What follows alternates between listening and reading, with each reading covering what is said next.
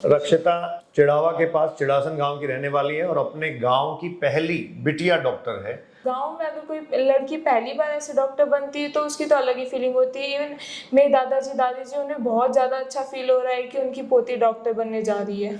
पहले क्या है कि मैं डाउट नहीं सॉल्व करती थी, उसके कारण मैं मेरे दोस्तों से पीछे रह गई थी, मेरे मार्क्स कांस्टेंट हो गए थे। आप अपनी जो स्टडी है उसे रेगुलर और कंसिस्टेंसी के साथ में रखें, क्योंकि बीच में कई बच्चे बोलते हैं हमारा बैकलॉग रह जाता है, तो उस चीज़ को अभी से आप इम्प्रूव कर सकते हो। आप ऐसी चीज़ों को मत छोड़ो, अभी आपके पास में टाइम है, आप आपकी गलतियों को सुधार सकते हो, आपके टॉपिक को स्ट्रॉन्ग कर सकते हो। और नीट कोई टफेस्ट एग्जाम नहीं होता है। अगर आप उसके लिए छोटे छोटे गोल्स रखोगे तो नीट बहुत ही ईजी एग्जाम है और आप इजीली उसे क्रैक कर सकते हो।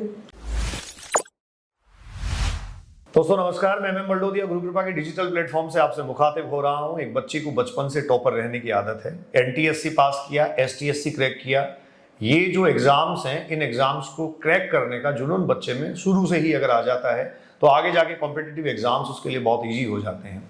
आईआईटी में जाए या नीट की तैयारी करे ये असमंजस था, लेकिन खुद बच्ची ये चाहती थी कि यूपीएससी को क्रैक किया जाए और यूपीएससी की तैयारी शुरू की जाए। पिताजी ने थोड़ा सजेस्ट किया और माताजी ने अपना काम छोड़ के पूरा समय बिटिया को दिया और ये बताया और ये समझाया कि सोशल लाइफ में जाने के लिए और लोगों से जुड़ने के लिए, मानवीय संवेदनाएं अपने आप में पैदा करने के लिए डॉक्टरी वाला पेशा थोड़ा ठीक रहता है। जी हाँ, बायोलॉजी फील्ड चूज किया गया और गुरु कृपा में क्लास 9th में प्री फाउंडेशन में रक्षिता को एडमिशन दिलवाया। जगदीश प्रसाद जी महिला, रक्षिता के पिताजी वीडियो हैं, विलेज डेवलपमेंट ऑफिसर, और माताजी लॉ सेक्टर से जुड़ी हुई हैं, वकालत करती हैं, लेकिन अपने पेशे को भी एक बार कुछ टाइम के लिए रोक दिया क्योंकि बच्चों की पढ़ाई जरूरी थी। और देखिए डिसीजन कितना सही रहा। पिछले साल रक्षिता के ब्रदर ने एम्स ऋषिकेश में एडमिशन लिया, जो गुरु कृपा शिक्षण संस्थान के क्लासरूम स्टूडेंट हैं, और रक्षिता इस बार 12th के साथ किसी अच्छे संस्थान में जा रही है, एम्स में भी जा सकती है। दोस्तों रक्षिता ने नीट यूजी 2023 के एग्जाम में 686 स्कोर किया है और रक्षिता की ऑल इंडिया रैंक है 988। ये बच्चे छोटी छोटी चीजों को जोड़कर आगे बढ़ते हैं, छोटी छोटी उम्मीदों को जोड़ते हैं और लगातार लगे रहते हैं। इन छोटे छोटे बच्चों की सफलताओं के राज बड़े अद्भुत हैं। कहाँ से ये प्रेरणा लेते हैं, कहाँ से ये ऊर्जा लाते हैं, इन सब बातों को करने और इन सब सारे संवाद को समझने और इससे गुजरने पर मैं भी कई बार ऊर्जित और प्रेरित महसूस करता हूं। तो आइए आप सबको मिलवाता हूं मैं रक्षिता महिला से। रक्षिता, 86 आपका स्कोर है, 988 आपकी ऑल इंडिया रैंक है। आपको लगता था ये बड़ा स्कोर है, और इसको जब अचीव कर लिया तो अब कैसा फील हो रहा है? सर अब बहुत अच्छा लग रहा है। मतलब मेरी स्टार्टिंग से ये चाहत थी कि मैं गुरु कृपा में एक टॉपर के जैसे रहूं। मैंने जब बचपन से इतने अच्छे पेपर्स क्वालिफाई किए तो इवन मेरे टीचर्स और मेरे पेरेंट्स की बहुत ज़्यादा अपेक्षा थी मेरे साथ में। तो अब जब उन्हें मेरा रिजल्ट पता चल रहा है, मेरे पेरेंट्स बहुत खुश है, मेरे गाँव के लोग बहुत खुश हैं। गाँव के लोग बहुत खुश हैं। रक्षिता चिड़ावा के पास चिड़ासन गांव की रहने वाली है और अपने गांव की पहली बिटिया डॉक्टर है। रक्षिता के ब्रदर पिछले साल जैसा सेलेक्ट हो चुके हैं, अभी मैंने आपको बताया।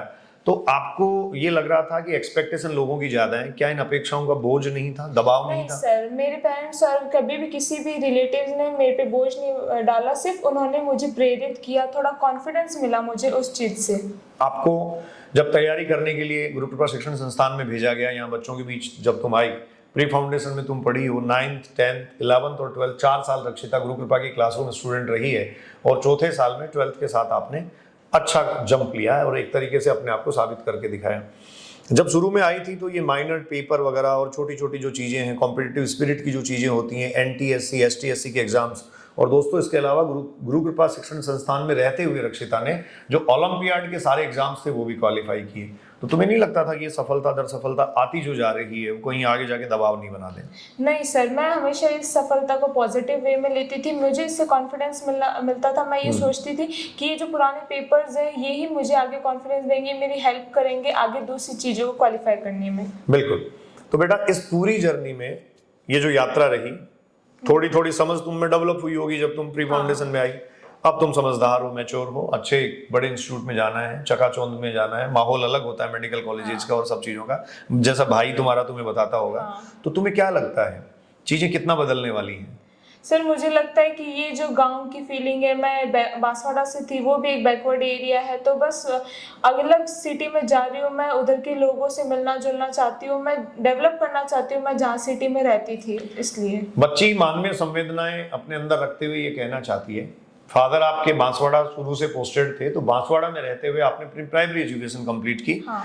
वो एक तरीके से रिमोट एरिया है, तो जो रिमोट एरिया या वहां से रहने वाले बच्चे या वहां से जुड़े हुए जो अभिभावक हैं, उनको भी एक संदेश ये है कि अगर आप ठान लें, आप करने की कोशिश करें, तो निश्चित तौर पर सब कुछ होता है और सब कुछ किया जा सकता है। ये स्कोर आपने जब गेन किया, तो इस दौरान पूरे साल आपकी प्रिपरेशन की स्ट्रेटेजी क्या रही? 12th में भी आपके अच्छे मार्क्स आए, 12th में आपके 96.20% मार्क्स हैं। तो जो फाउंडेशन के नाम पे और प्री फाउंडेशन के नाम पे जो भ्रमित होते हैं, जो लोग, जो बच्चे परेशान होते हैं, उनके लिए भी एक मैसेज ये है कि नहीं, मार्क्स तो लाए जा सकते हैं।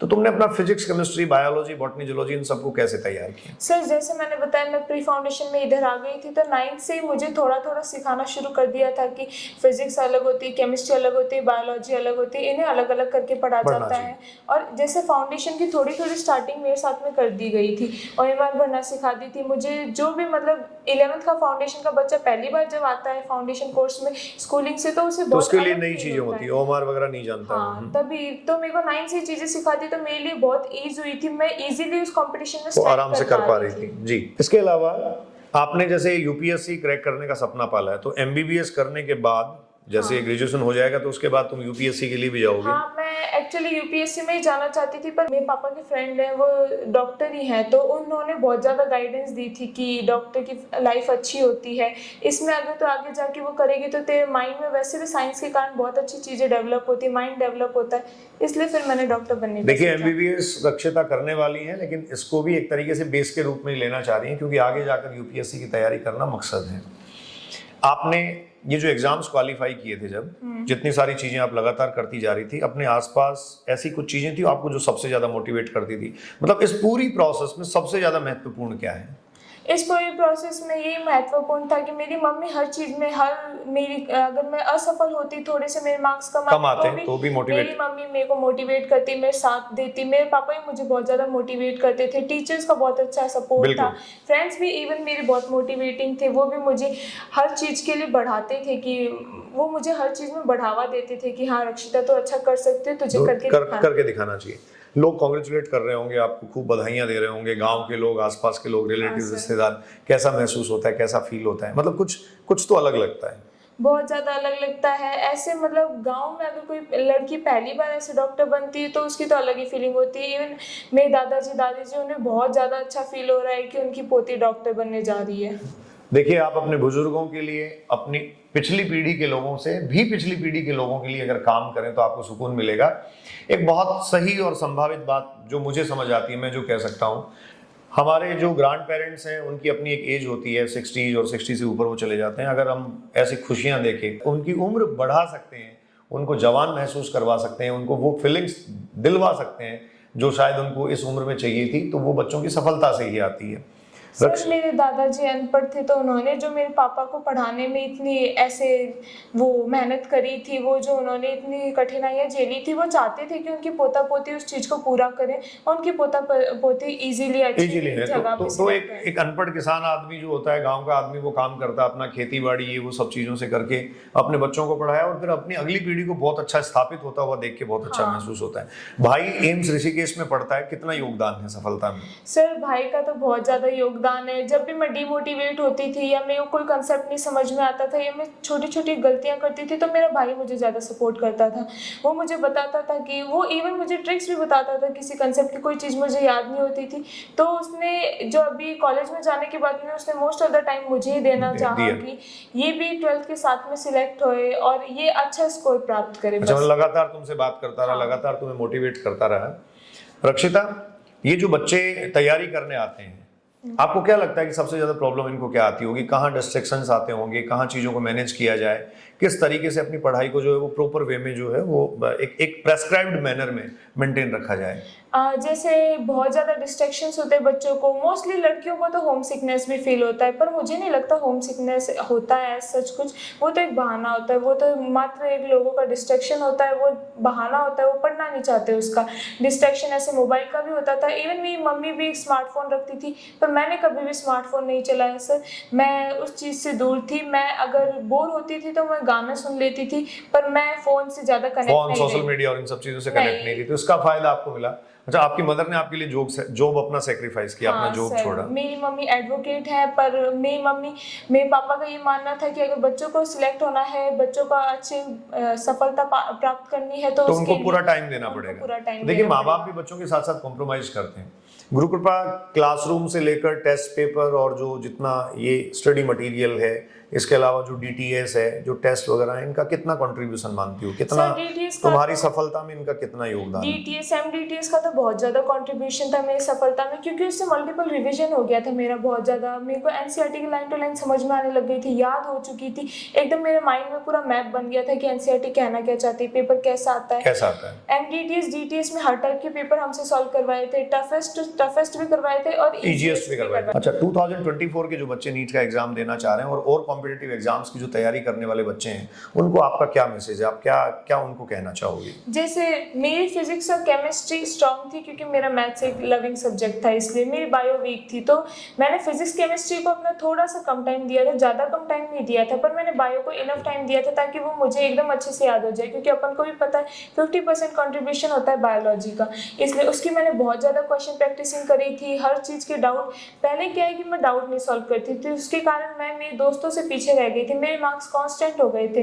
पर जब वो गलती मुझे पता चली, तो मैंने मेरे टेस्ट पेपर है वो मैंने मेरी मम्मी को दिए कि इसमें जो गलतियां हुई है वो आप काट दो और टॉपिक वाइज चिपका दो, ताकि जब जब पेपर होंगे तो मैं मेरी गलतियों को देखूंगी तो मैं उन्हें रिपीट नहीं करूंगी। तो मम्मी ने ये होमवर्क किया एक तरीके से कि आपके माइनर पेपर में जो क्वेश्चंस गलत हुए थे, उनको बाकायदा बच्चे ऐसा करते हैं ना, उन क्वेश्चंस पेपर की स्ट्रिप काट लेते हैं और फिर उनको नोटबुक में पेस्ट कर लेते हैं। हाँ। जैसे जब भी आप दोबारा रिवाइज करें टॉपिक को, तो आपको ध्यान रहे कि आपने ये गलतियां की थी। तो दोस्तों, मदर फादर काम करते हैं, भाई साथ में मिलकर जो है वो मोटिवेट करता है, दादा दादी उम्मीदें पाले हुए हैं, घर परिवार के लोग, सब लोग जो हैं वो पूरी अपेक्षाओं और उम्मीदों से भरे हुए हैं, लबरेज हैं। लेकिन बच्चा मेहनत करके जब उस पर खरा उतरता है और सफल होता है, तो निश्चित तौर पर ये आनंददायी होता है, सुकून देने वाला होता है। 2024 के नीट के बच्चों के लिए अगर 2 मिनट में आपको एक मैसेज कोट करना हो, उनको कहना हो कि किस तरीके से फाइट किया जाए, क्या कहोगी? आप अपनी जो स्टडी है उसे रेगुलर और कंसिस्टेंसी के साथ में रखें, क्योंकि बीच में कई बच्चे बोलते हैं हमारा बैकलॉग रह जाता है, तो उस चीज़ को अभी से आप इम्प्रूव कर सकते हो। आप ऐसी चीज़ों को मत छोड़ो, अभी आपके पास में टाइम है, आप आपकी गलतियों को सुधार सकते हो, आपके टॉपिक को स्ट्रॉन्ग कर सकते हो। और नीट कोई टफेस्ट एग्जाम नहीं होता है, अगर आप उसके लिए छोटे छोटे गोल्स रखोगे तो नीट बहुत ही ईजी एग्जाम है और आप इजीली उसे क्रैक कर सकते हो। एक चीज़ और बोलना चाहूँगी, फिजिक्स केमिस्ट्री के जो नोट्स हैं आपके वो बहुत ज़्यादा सफिशिएंट होते हैं, गुरु कृपा शिक्षण संस्थान के, गुरु कृपा GCI के। मैं ये इसलिए बोल रही हूँ क्योंकि मेरी JEE मेंस में परसेंटाइल थी 98.66, जो कि सिर्फ मैंने फिजिक्स और केमिस्ट्री के पेपर को सॉल्व करके की थी।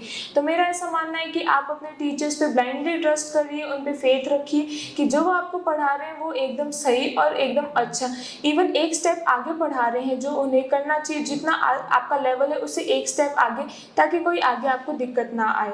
एक मैसेज और है मेरा प्री फाउंडेशन के बच्चों के लिए कि जो कमी मैंने छोड़ दी है, जो मेरे 686 मार्क्स है, वो मैं चाहती हूँ आप लोग पूरा करो और अपने प्री फाउंडेशन को एक अलग ऊंचाई पे लेके जाओ। नीट रक्षिता का कहना है इजीली क्रैक की जा सकती है, और रक्षिता ये बात इसलिए भी कहती है 2019 से 2023 तक का सफर रक्षिता का गुरु कृपा में रहा, जिसमें प्री फाउंडेशन में 9th क्लास में आप यहाँ आई थी, 12th तक आप यहाँ रही, 12th के साथ आपने सिलेक्शन लिया, एग्जाम में 686 स्कोर है, आउट ऑफ 720, 988 आपकी ऑल इंडिया रैंक है, और इस दौरान उपलब्धियों की भरमार है। STSC क्वालिफाई किया, NTSC क्वालिफाई किया, ओलंपियाड में गोल्ड मेडल आप रही, और 12th में भी आपका स्कोर 96.20 था।